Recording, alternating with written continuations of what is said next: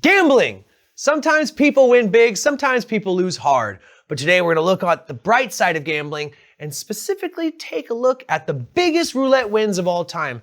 And also, we're going to try to touch on how they won, so maybe you can deploy some of those betting techniques or use some strategies and give it a go. Let's get started.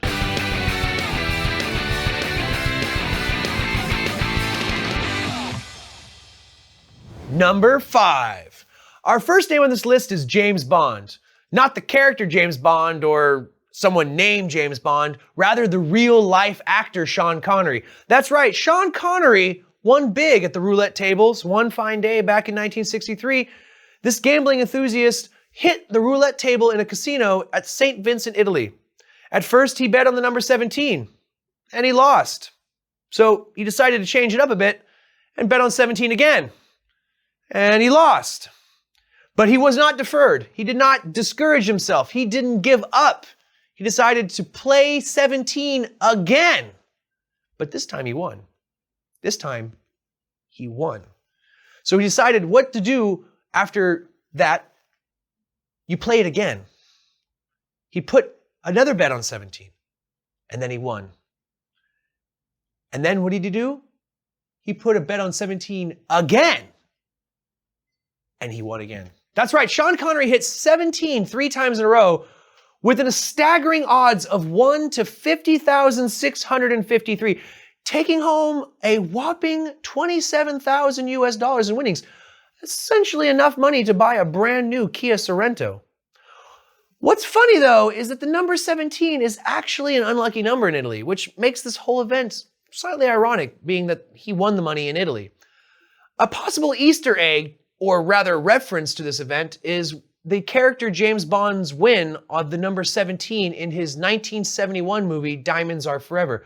And if you're paying attention, 71 is just 17 backwards. As a side note, the number 17 has a bit of a reputation. Aside from this Connery story, an MIT study reported that 17 was the most common number people come up with when asked to choose a number between 1 and 20, making it known as the least random number ever. It's a bit of a strange number with a mystique around it. I suggest looking up all the weird religious and mathematical uniqueness about it, But with that said, take these stories with a grain of salt and use your head when making gambling decisions. Number 4. In 2004, 32-year-old Londoner Ashley Ravel decided to sell all his worldly possessions, including his house, his car, and possibly even his wife, and head to Las Vegas so he could sit down at a roulette table and bet his entire life savings on the color red. His savings amounted to a fairly respectable $135,300, but his chances of winning were slightly less impressive at being little under 50-50.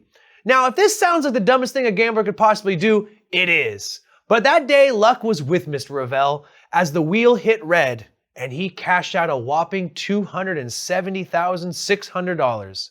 After striking gold, Mr. Ravel headed to Holland, as one does after winning over $250,000, because there's nothing in this world better than baked goods and Dutch women. But this is an interesting part because he decided to settle down, get married, have 2 beautiful children. I don't know if they're actually beautiful. I assume they're just average-looking children. But the truth is, he basically went on to live a happily ever after story. Now, as much as this is a success story, don't take it as a sign to go out there and decide to bet your entire life savings on red, because I don't really recommend you do that if you don't want to end up losing your shirt. It's an excellent story nonetheless, and Ashley truly won at life, so I respect him. Number 3. This time we're going to go way back to 1891, when British inventor Charles Wells hit the Monte Carlo casino resort with the intent of hitting it big at the roulette table. After a staggering 11 hours, Mr. Wells was able to turn 4,000 francs into 1 million, breaking the bank a whopping 12 times. A term meaning to make the table run out of chips and have to replenish its chips by the casino itself. The following year, the good sir, Mr. Wells, returned to the Monte Carlo with confidence, and he hit the roulette tables again. 3 days later, he made another 1 million francs. I guess he just paced himself this time, or maybe he just wasn't as effective. I don't know. But he broke the bank 6 more times on this second visit and had a winning streak of 5 hits on the number 5. Take that, Mr. Connery. Pretty ridiculous if you ask me. Jolly good show, Mr. Wells, jolly good. His total of 2 million francs in winnings is very hard to convert in today's dollars, but it's somewhere around at least a few $100,000. But with a twist that would make M. Night Shyamalan proud, Wells was actually a small-time crook and con man, which moved the casinos into launching several investigations into his suspicious winning streaks. However, in the end, he wasn't found guilty of cheating or using any particular tricks to win at roulette. It was reported, though, that he was using the martingale betting system, so I suggest you take a look at our video on betting systems to get an idea of what that is exactly.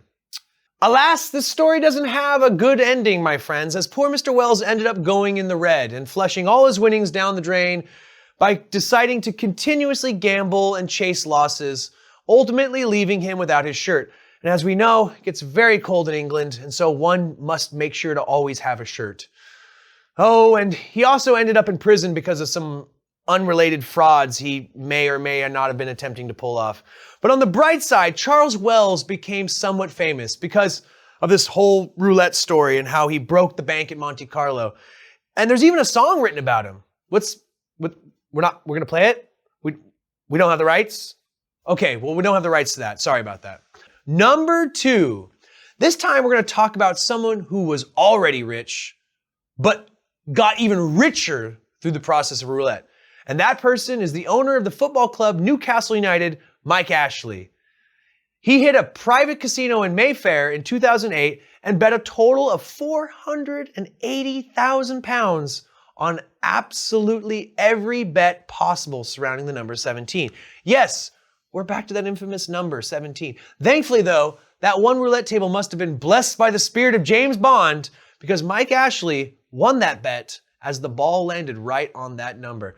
His total profit after that spin was £820,000, which comes out to around $1 million US, or enough money to run his team for a whole 30 minutes. His team of Newcastle United can't seem to score any goals, but at least he managed to get the ball where he wanted on that lucky night at that casino. Number 1. Our number 1 place for biggest and best roulette winner possible of all time goes to retail billionaire Philip Greene from London. In 2004, the fancy Brit made £2 million in a single night playing roulette at the Les Ambassadeurs Casino in Mayfair, England. He subsequently made another £1 million playing in various casinos shortly after, totaling approximately the equivalent of $4 million US.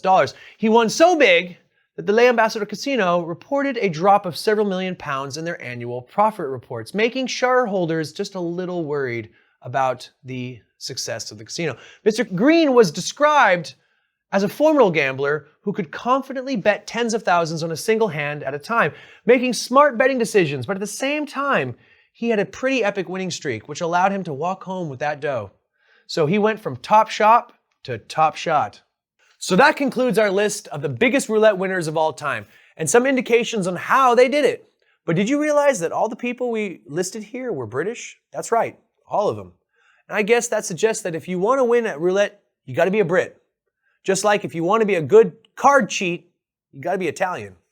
Remember to clicky-clack that like button, slam that subscribe button, ring-a-ding-ding that notification bell, and make sweet, sweet love to that share button. My name's Dominic. This has been the All-American Casino Guide reminding you, play responsibly.